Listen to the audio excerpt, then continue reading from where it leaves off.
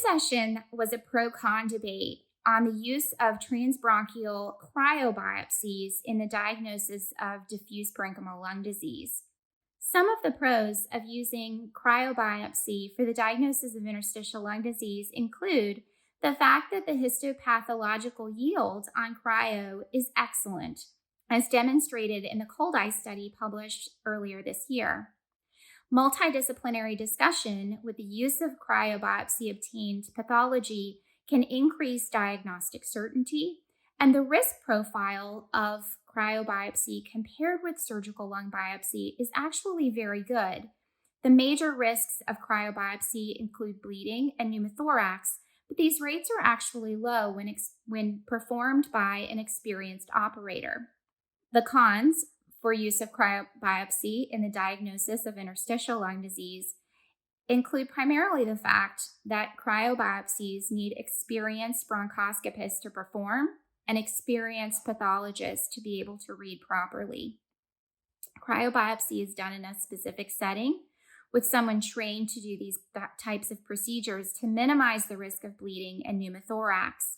It takes a specific patient, usually with a little better lung function and a platelet count that's adequate, so bleeding is not at higher risk.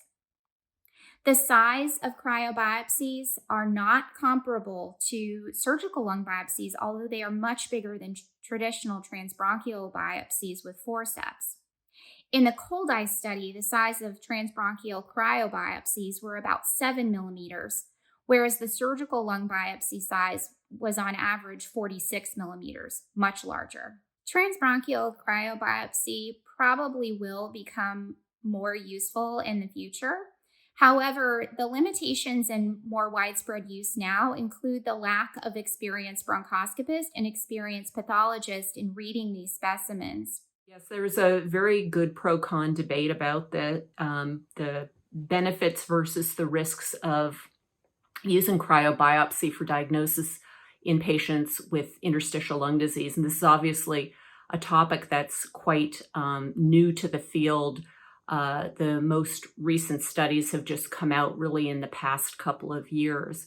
So Dr. Poletti spoke on the con side. I spoke on the pro side.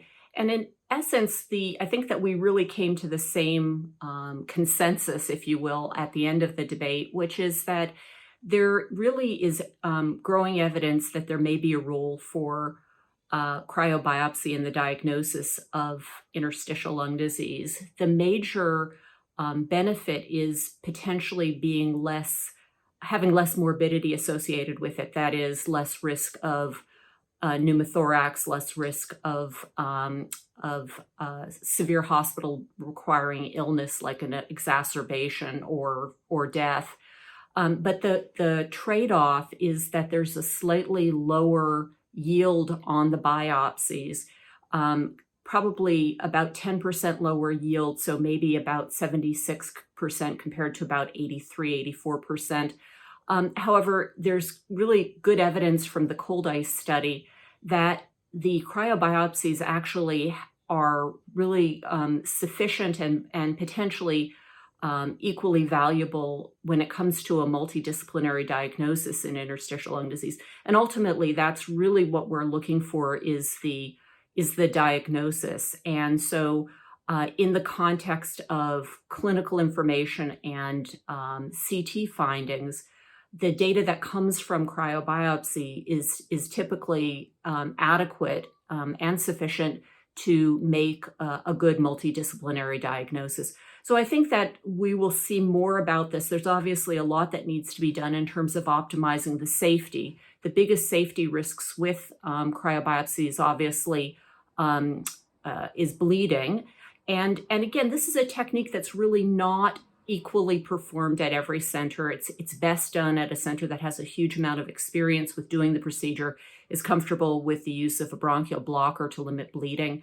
But I do think that it's something we're going to see a lot more of and hear a lot more in terms of the research over the next couple of years. I think that at the moment, Europe is really way ahead of the United States in terms of their adoption of cryobiopsy. In the US, it's still largely done at only a few centers that have expertise.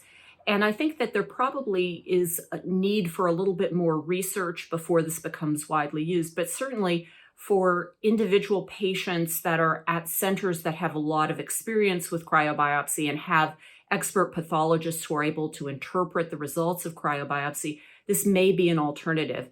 At the moment, it is not included in the diagnostic algorithm from the American Thoracic Society, European Respiratory Society, ALAT, and JRS for diagnosis of idiopathic pulmonary fibrosis. So I would say that this is something that we will see becoming more common, but probably is not ready for use in most places for most patients, only in selected patients who are at selected sites that have a lot of experience with this.